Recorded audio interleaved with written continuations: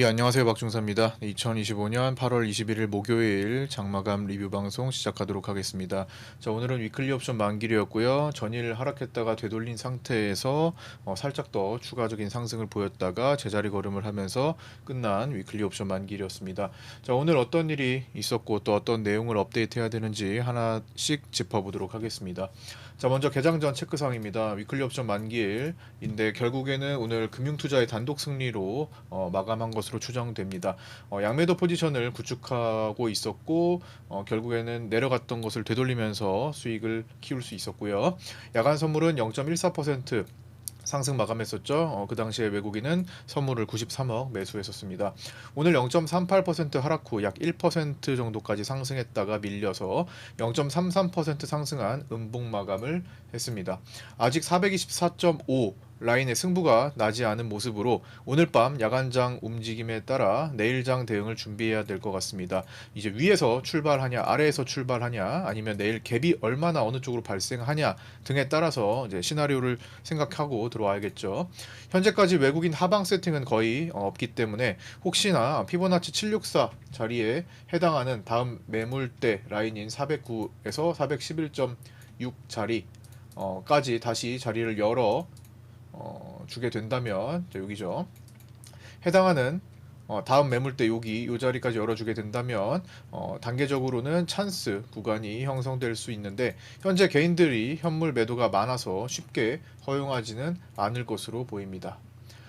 시장이 크게 흔들리게 된다면 대주주 양도세 기준이 10억으로 결정되거나 확장 재정 정책에 대한 우려로 인해 20년물 국채 수익률이 99년 이후로 최고치를 기록하고 있는 일본발 위기가 실현되어야 할 텐데 당장 발현되기보다 시차를 두고 시도될 가능성이 현재로서는 더 높아 보입니다. 대주주 양도세 기준 결정도 그동안은 대부분 12월이나 되어서야 결정되었습니다. 물론 지금 자리가 뭐 계속 높은 곳에서 횡보를 하는 그런 구간이다 보니까 위태롭기는 해요. 한번 꺾이면은 한번 밀리기가 쉬운 구간이기 때문에 조심스럽긴 하지만 어쨌든 이 돈을 썼던 자리들이 그냥 한 번에 무너지지는 않을 거라는 생각입니다. 그렇게 된다면 외국인들이 이미 작년 8월물처럼 포지션 세팅이 강하게 일어나는 게 먼저 우선시 되어야겠죠. 오늘 이제부터 주말까지 잭슨홀 미팅이 열립니다. 미국 신규 실업수당 청구 건수 있고요. 8월 필라델피아 여는 제조업 활동 지수 발표 있고요. 유로존 미국 8월 제조업 서비스 PMI 발표 있습니다. 그리고 장전에는 월마트 실적 발표도 예정되어 있습니다. 8월 20일 블록딜 옵션 거래 대금은 콜옵션에서 44억으로 평균 이하가 나왔고요. 풋옵션은 144억으로 평균 소폭 이상 발생되었습니다. 삼성전자는 자사주 매입을 본주 90만 주, 우선주 13만 주 신청했었는데요. 2시 50분경에 매입을 완료했습니다. 9월 미국 금리 인하 확률은 잭슨홀 미팅을 대기하며 81.2%까지 다소 떨어지는 모습이 나타났습니다. JPI 헬스케어가 신규 상장했는데요. 공모가 2만원 대비 8.5% 상승한 27,100원으로 마감했습니다. 빌 게이츠가 방한했죠. 빌 게이츠와 이재명 대통령은 글로벌 공공보건 및 바이오 협력, 소형 모듈형 원자로 및 미래 에너지, 그리고 AI 산업 협력 등에 대해서 논의했으며 빌 게이츠는 한미 정상회담에 대한 조언도 첨언했습니다. 글로벌 소식입니다. 7월 FOMC 회의록에 따르면 다수의 위원들은 고용보다는 인플레이션 상승 위험이 더 크다고 보고 있으며 관세의 인플레이션 영향이 단기성인지 장기간에 걸친 인플레이션 충격이 발생하게 될 건지에 대해서도 논의했습니다. 트럼프 대통령은 연준 리사쿡 이사가 유리한 조건으로 대출을 받기 위해 은행 서류 위조 가능성을 제기하며 사임을 요구했습니다. 트럼프 대통령은 풍력과 태양광 발전에 의존하면 전기와 에너지 비용이 기록적인 수준으로 증가했다면서 이들을 세기의 사기극이라며 승인하지 않겠다고 언급했습니다. 자, 국내 증시 장중 체크사항입니다. 제가 실시간 라이브 방송 때 말씀드렸던 내용들과 파생반 텔레그램에서 언급드렸던 내용의 일부를 요약한 겁니다. 첫 번째, 삼성전자는 HBM4 샘플이 엔비디아 퀄 테스트에 통과했다는 소식이 전해지며 상승했지만 이 내용이 SK 하이닉스에는 또 부담 요인으로 작용하며 8시 50분부터 SK 하이닉스의 선물 급락이 시작되었고요. 끝내 하이닉스는 4%가량 하락 마감했습니다. 증시는 424.5 테스트를 초반부터 후반부까지 이어갔습니다. 초반에는 424.15가 저점이었고 후반부에서는 424.62 결제 직전에 저점을 만들었었죠. 그래서 결국에는 그 424.5를 끼고 전후로 계속 싸움이 벌어졌던 겁니다. 여기와 여기죠. 결국 뚜렷한 결판을 내지 못한 채 야간장과 내일장으로 바톤을 넘겼습니다. 현재 야간 선물에서는 현재 7시 21분 기준 424.5 부근에서 거래되고 있습니다. 장초반 두산에너빌리티, 한화오션을 포함한 지금 조방원 플러스 삼성전자의 상승세가 SK하이닉스의 하락을 압도하며 파생반에 말씀드렸던 8시 41분에 말씀드렸던 1차 저항점인 428 부근, 자 여기죠. 자, 요 부근에서 계속 막혔습니다. 오늘 제가 저항이라고 언급드렸던 그 자리, 뭐 약간 몇 틱 정도 넘어가는 모습을 보이긴 했으나 어쨌든 그 부근에서 그 부근만 도달하면 계속 저항점이 생긴 겁니다. 한계점이 생긴 거예요. 거기까지 오르면서 1% 상승세를 보이기도 했으나 오후장에 위클리 풋옵션을 공략한 금융투자의 움직임에 결국 마지막에 흔들리며 마감했습니다. 초반부 싸움과 다르게 후반부에는 425 위클리 풋 옵션의 게인들을 녹이다가 결국 0.1 가격 언더에서 금투가 베팅 물량을 잡으면서 개인 425 위클리 풋을 가장 저렴하게 손절시켰고 결국 종가에 금융투자 중심으로 삼성전자를 400원가량 누르면서 급락이 나왔고 이에 따라 425 위클리 풋에서 종가 대비 근 10배가량 잭팟 결제가 되었습니다. 자, 이런 내용들을 이제 요약한 거고요. 좀 상세하게 텔레그램 파생반에는 제가 어떻게 라이브 방송을 하면서 시간마다 중요한 내용을 어떻게 요약해서 다뤘는지 한번 함께 타임라인으로 복귀하면서 오늘 상황을 한번 다시 점검해 보도록 하겠습니다. 자, 파생반 텔레그램 글입니다. 이건 정규 교육반이고요. 혹시나 이런 내용들을 실시간으로 좀 전달받는다면 내 매매에 도움이 되겠다 싶으신 분들은 현재 영상의 댓글 상단 고정 메시지 보시고 문의 주시면 됩니다. 그리고 구독자 텔레그램 방과 구독자 네이버 카페 또 아직 안 들어오신 신규 구독자분들 계시면 똑같은 곳에서 신청하셔가지고 초대받고 입장하시면 됩니다. 자, 먼저 8시 46분입니다. 야간 선물 종가보다 강세 출발했었죠. 425.6이고요. 오늘 424.5 매물대와 그 기준으로 위아래 종가까지 싸움에 주목할 예정입니다. 라고 말씀드렸고요. 8시 50분이 되자마자 SK 하이닉스 선물이 25만원까지 빠졌습니다. 실제로 24만 7천원대까지 빠졌더라고요. 순간적으로 더 떨어지면서 선물은 8시 50분에 음봉을 보였는데 그 사유가 하이닉스가 하락한 것으로 봤습니다. SK 하이닉스 선물이 9시에는 마이너스 4%까지 떨어졌고요. 9시 기준으로 오늘 선물은 하이닉스 변동성을 꼭 체크해야 된다라는 말씀을 드렸습니다. 9시 2분에는 SK 하이닉스가 불안한 가운데 삼성전자와 최근 하락했던 지금 조방원, 지주사 금융주, 조선, 방산, 원자력 쪽은 반등하며 SK 하이닉스 하락분을 일부 상쇄시키고는 있습니다라는 말씀을 드렸고요.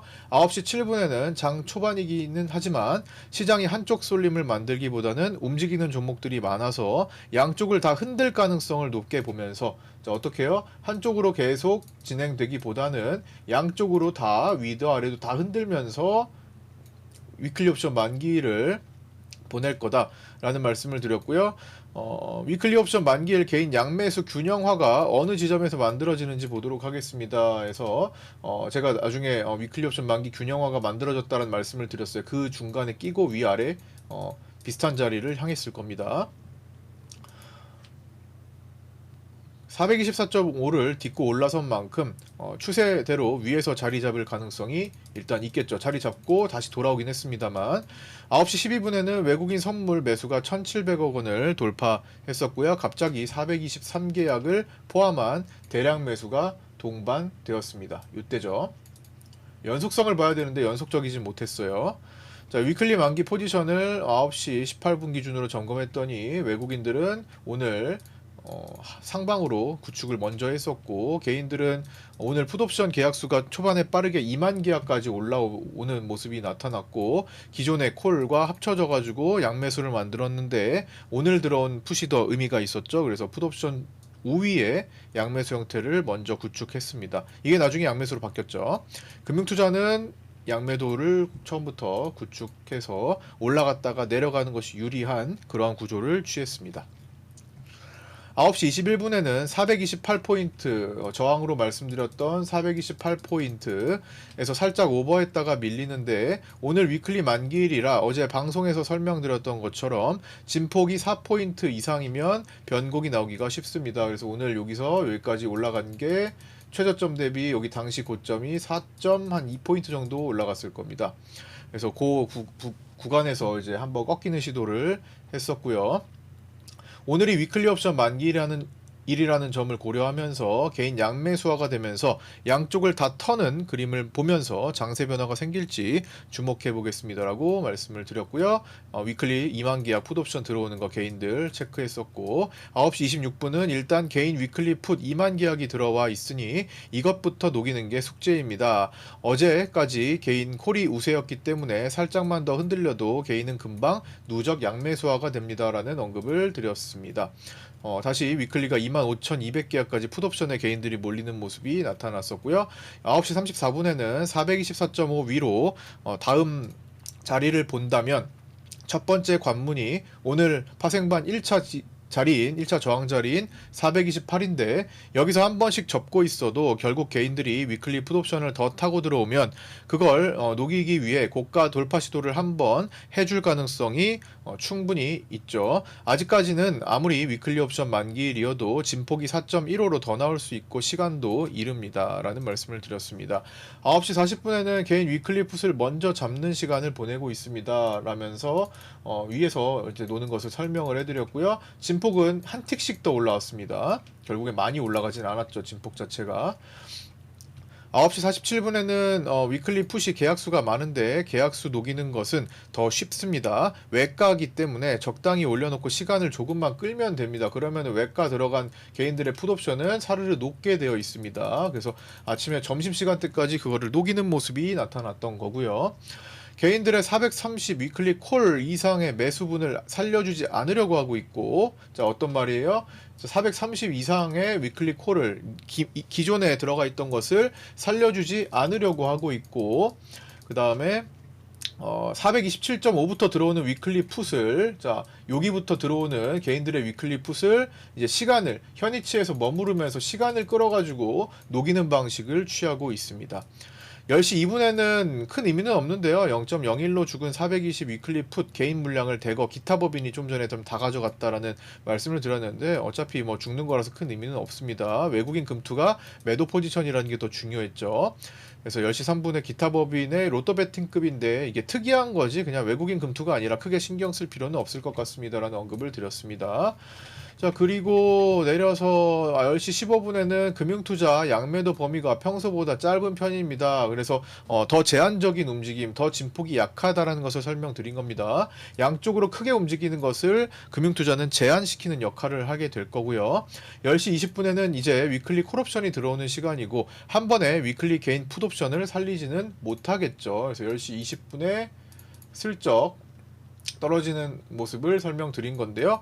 요거를 이제 이렇게 되면서 개인 콜이 들어오는데 한 번에 살리면 안 되겠죠. 이렇게 쭉 떨어지면 개인들 한 번에 위클리 풋옵션 살리는 거니까 이거 안 한다라는 얘기를 드린 겁니다. 그렇기 때문에 들어오다가 바로 다시 시간 끄는 방식으로 갑니다.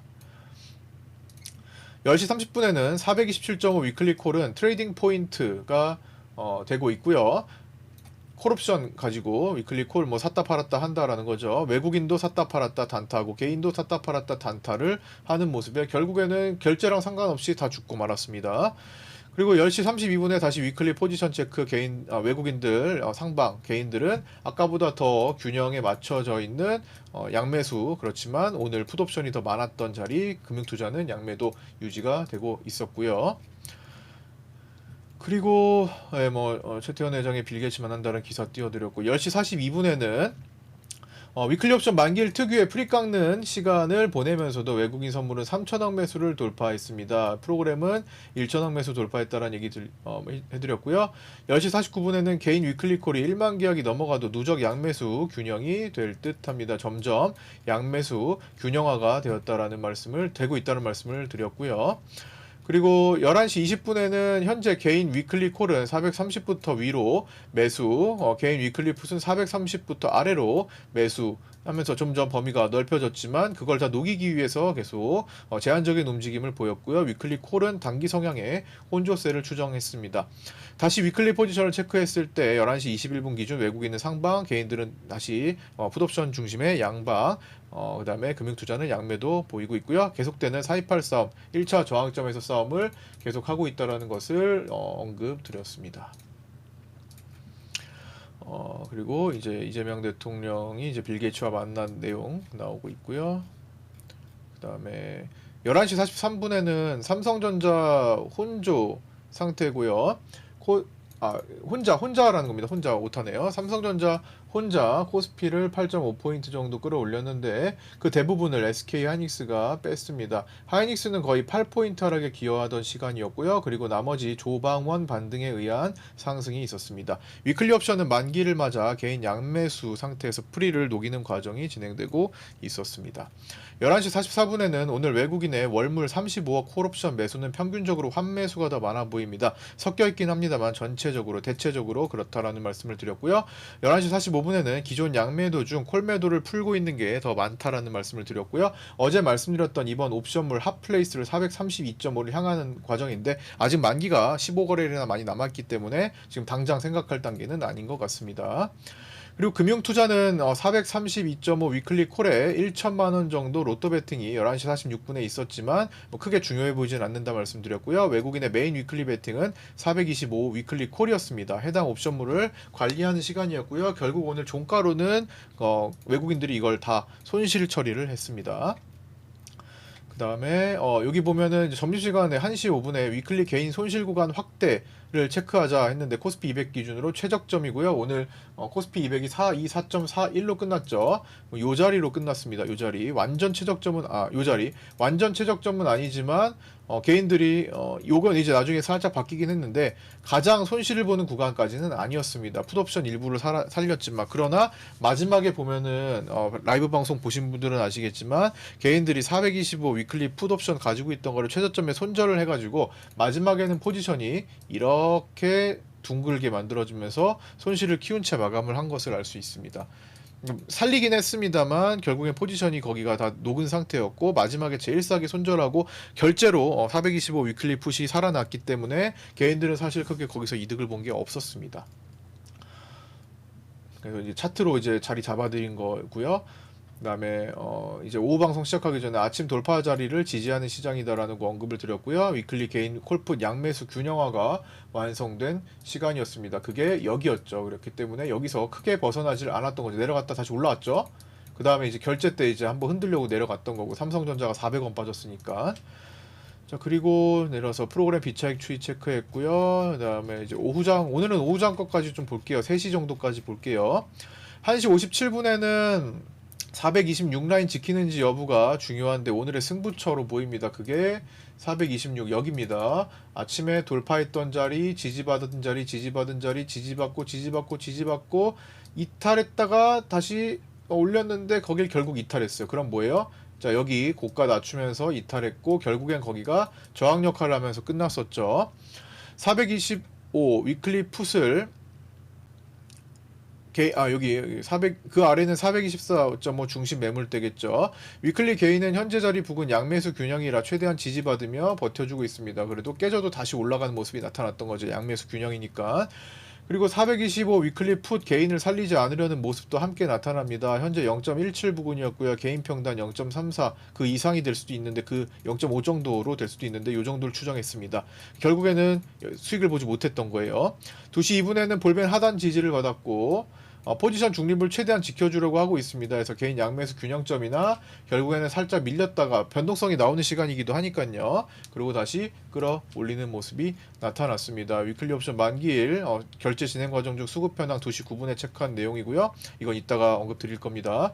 2시 18분에는 5일선인 428.3 저항을 받은 시장은 확실하게 424.5에서 멀어졌다고 보기에 어려운 수준으로 위클리 옵션 만기일 후반부 거래가 이루어지고 있습니다. 많이 못 도망갔기 때문에 아직 424.5 승부가 안 났다라는 거죠. 따라서 한미 정상회담과 잭슨홀 미팅 그리고 2차 세법 개정안 발의를 모두 앞둔 시점에서 내용적으로 불확실성이 큰 시장입니다. 9월 만기는 아직 15거래일이나 남아 본격적인 움직임을 주기에는 아직 멀리 있습니다라는 언급을 드리면서 마지막으로 위클리 옵션 베팅 포지션을 점검했습니다. 이제 외국인은 흐지부지 다 425 위클리 콜을 손절로 다 버리면서 상승보다는 이제 약간 애매한 포지션이 되었고 큰 의미가 없어졌죠.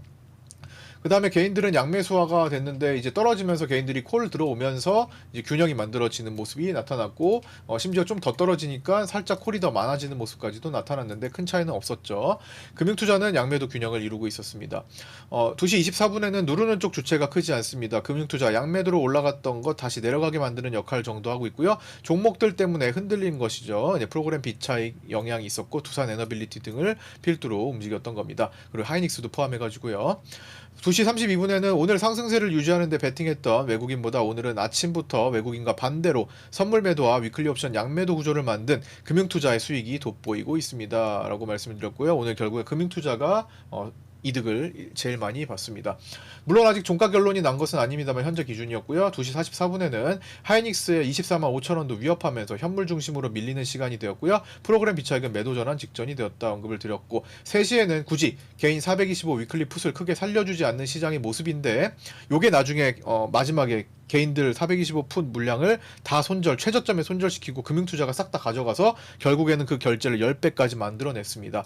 외국인 선물 매수 유지 를 하고 있고 월물 콜매수 40억 선으로 증가했죠. 현물 위협이 좀 있었던 것 정도지 크게 폭락을 주는 그런 그림은 아니었죠. 결제 싸움이 됐던 거니까 결국에는 425 위클리 풋이 갑자기 다시 급락하자 손절 물량을 일부 금융투자가 받아내는 모습 정도만 잡힙니다. 다만 그 규모는 1억도 되지 않습니다라는 말씀을 드렸고요. 이탈했던 자리가 다시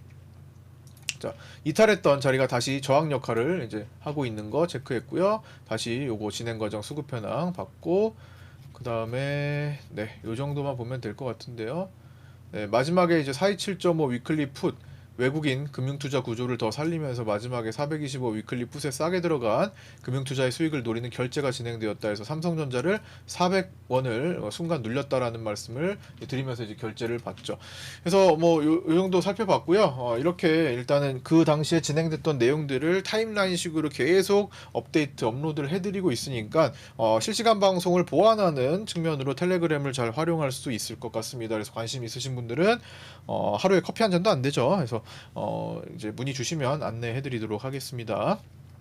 자, 이제 매물대 체크라인, 이건 피보나치 확장 자리를 계속 반복하고 있습니다. 위로는 피보나치 확장 자리 488.3, 476, 466.8, 456, 445 부근 고점이죠.